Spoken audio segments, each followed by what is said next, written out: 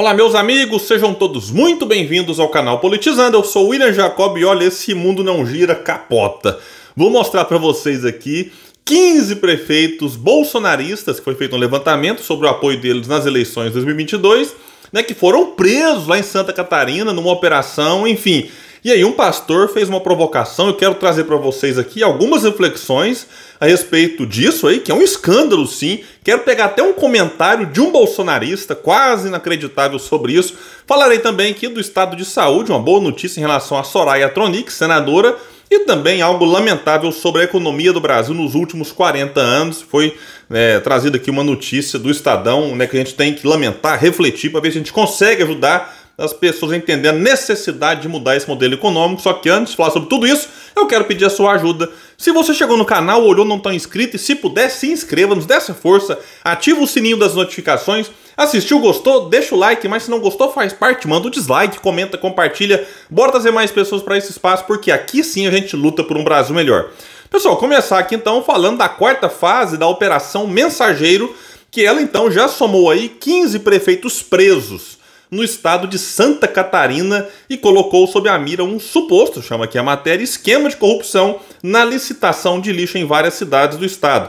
Prisões equivalem, para vocês terem ideia, atualmente a 5% de todos os prefeitos de Santa Catarina e envolvem 7 partidos. Aí é um negócio assim, é gravíssimo, imagina, ter prefeito na cadeia, e aí tem alguns municípios, o secretário também está envolvido, enfim. Então muita gente acabou se enrolando por conta disso.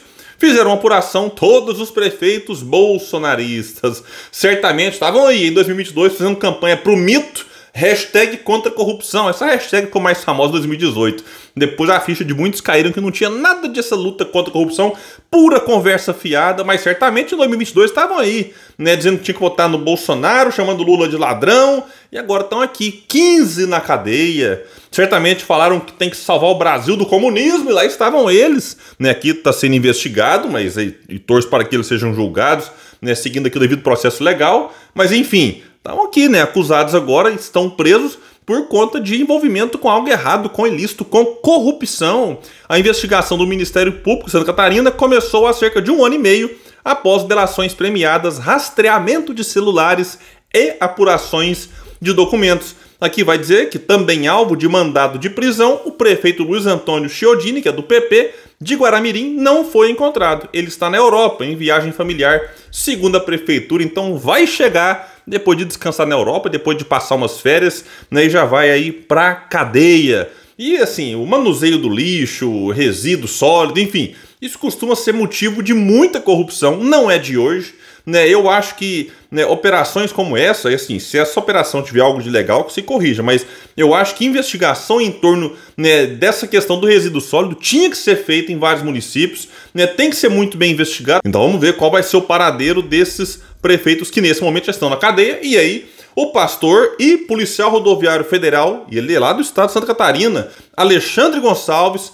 compartilhou a informação, comentou com certa provocação ali o seguinte: todos, entre aspas, defensores da família e, entre aspas, cidadãos de bem. 15 prefeitos presos, disse ele, em Santa Catarina, dos partidos abaixo: PP, 3, MDB, 5, PL, 2, PSD, 2, Republicanos, Patriotas e Podemos, 1 cada partido. Todos, segundo ele, presos por esquema de corrupção na licitação da coleta de lixo. Então, a gente pega a provocação desse pastor e sim, vincula com a questão do apoio deles a Bolsonaro.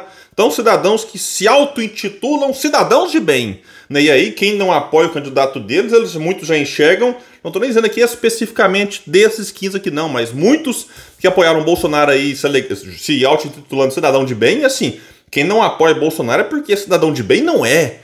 Aí muitos se intitulam defensores da família e tem que votar no mito. Quem não vota no mito é porque não gosta, não valoriza a família. Tudo conversa fiada, que eles falaram lá em 2018, e algumas dessas falácias se repetiram agora em 2022. Eu quero trazer aqui, se eu trouxe o comentário do pastor, trazendo essa provocação aqui, muito interessante por sinal, porque essa turma está acostumada a provocar, então de vez em quando ela tem que ser provocada também. Mais curioso foi o comentário de um bolsonarista sobre isso. Disse ele: vexame nacional são os outros estados em que a justiça é corrompida e não investiga prefeitos corruptos de esquerda.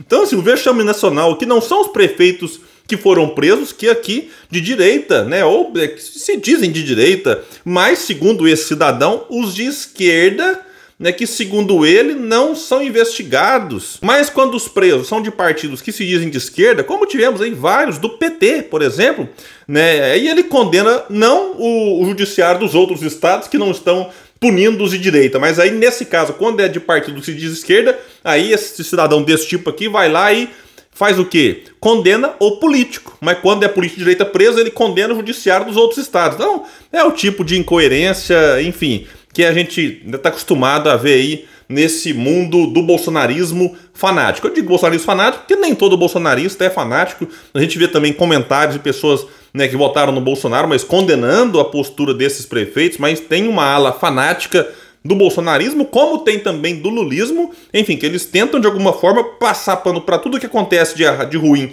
do lado deles e sempre tá buscando algo para condenar do outro lado, enfim. Então isso aqui tem prejudicado muito, inclusive, o ambiente no país. E esse tipo de eleitor aqui eu não duvido nada, né, que em 2018 votou no Bolsonaro para acabar com a corrupção e ainda dizia lá atrás que não tinha política de estimação. Eu já ouvi isso de muitos na época, que se Bolsonaro fizesse alguma coisa errada, que, enfim, ia criticar, ia condenar, e começaram a aparecer muitos casos aí, né, a questão lá das barras de ouro no Ministério da Educação, mas aí sempre tinha que ter um argumentozinho para passar um pano pro mito, pro Bolsonaro, que, enfim, esse pode tudo e os outros, qualquer coisinha que já é suspeita, já saem detonando. Pessoal, falar aqui de uma outra coisa lamentável, né, não a notícia divulgada, mas o fato, né, o Estadão divulgou, por exemplo, o seguinte no dia 30 de abril. Ao fim deste ano, a participação do PIB do Brasil na economia global deve responder a 2,3%, a mais baixa desde 1980,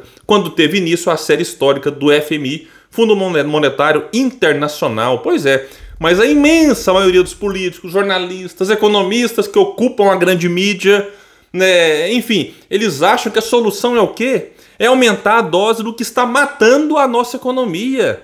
O nosso país cresceu, quem falava muito disso na pré-campanha, na campanha de 22, 18, é que eu estou falando aqui muito de 18 e 22, era Ciro Gomes, que sempre repetia que de 1930 a 80, o Brasil cresceu na média 6,75.